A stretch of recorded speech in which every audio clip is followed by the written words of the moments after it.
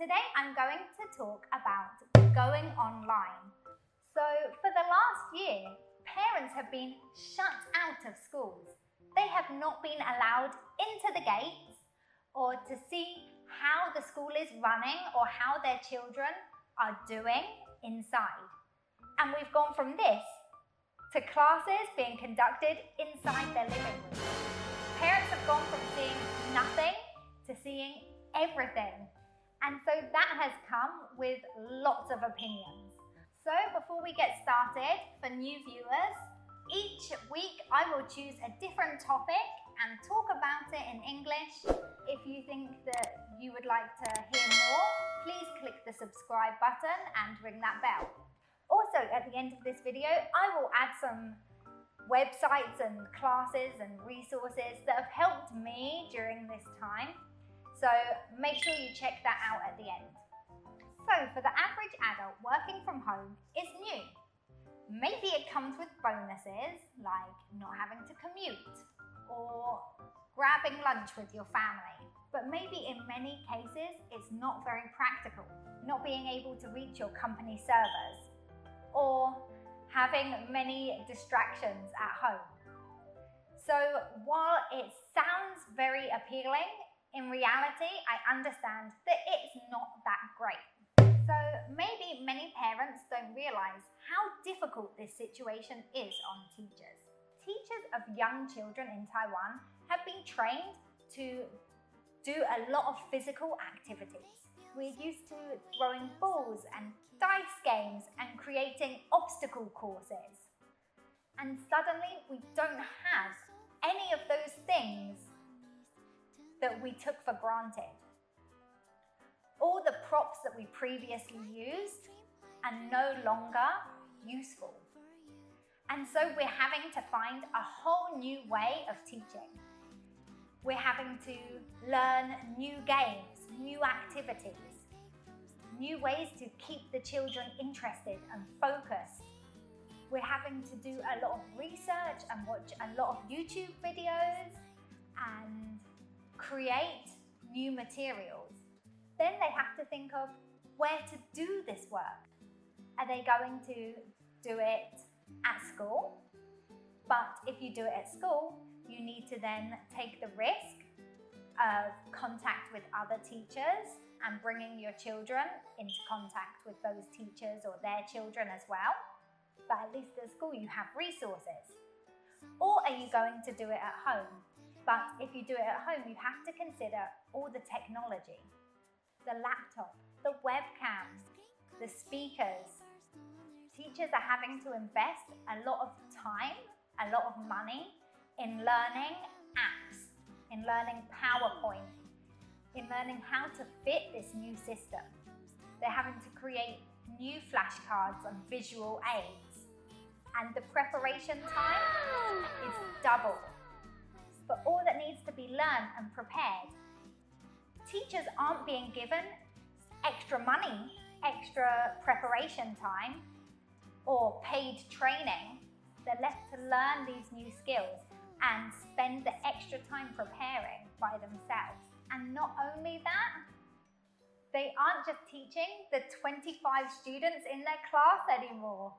They are teaching the 25 students in their class and their siblings and the parents and the grandparents. This would usually be classed as a demo. And demos in schools usually take a month of preparation. We take our time to prepare the materials, we check with our co-workers, we make sure that it is good quality.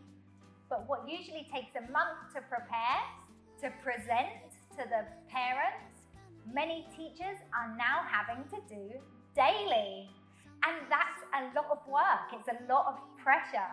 It's very disheartening as a teacher to hear parents complain that they want more classes all day, less classes. The teacher isn't preparing enough, they're not being interactive enough. The vocabulary is too easy, they want more vocabulary, they want more everything. I am also a tiger mum, so I can understand advocating for your children. You have the right to an opinion on your child's education, of course. But please, while you advocate for your children, which is so important, make sure you're really considering the fact that many of these teachers were thrown into the deep end. I can't imagine that many foreign teachers came all the way to Taiwan to teach online. They wanted the experience. They want to meet people, to have adventures, to learn the system, or to enjoy the country. And so I really hope that we can appreciate that many of these foreigners are here alone and they really are doing their best under the circumstances. Many foreign teachers are also hourly paid. So while they are putting in all these extra hours and all this extra effort, learning new skills and preparing for classes, they are in fact, in many cases, getting paid half their regular wage. Or in some cases where schools are not doing online classes, they're getting paid nothing. But their outgoings are still the same. They still have to pay for their rent and their food, and they still have bills. And unfortunately, they don't even have the luxury of family to fall back on or close friends to help out. I'm going to be honest, it has made me review screen time rules. We do our daily exercise online and they take some classes just because I think it's very important that they learn skills from somebody other than myself or my husband.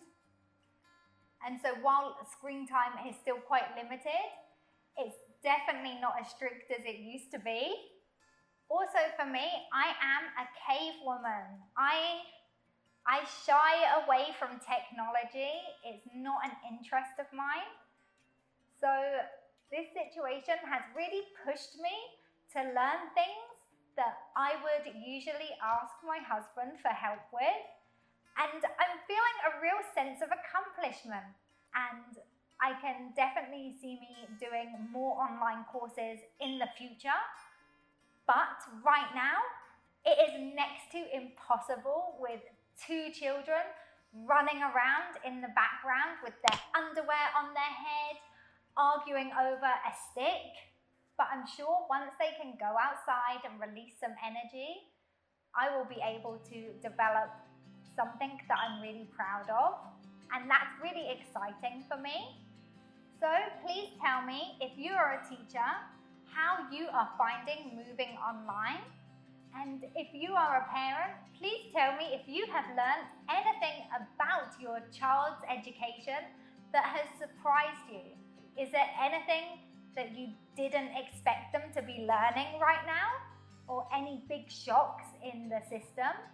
I would be interested to hear everybody's opinion on working at home and learning at home and moving a lot of your life, whether it's shopping, schooling, working, exercise, socializing, all the things that we did in person before, we are now doing online.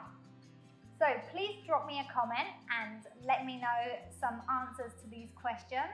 So if your kids are interested in art, we have been joining the Cheese Art Studios live classes on Instagram, and they are fantastic. They don't take a lot of preparation. They are easy for the children to follow. And while they can't do physical classes, they have really helped my son and myself develop some better creative skills. Joe Wicks. Joe Wicks is my absolute favorite.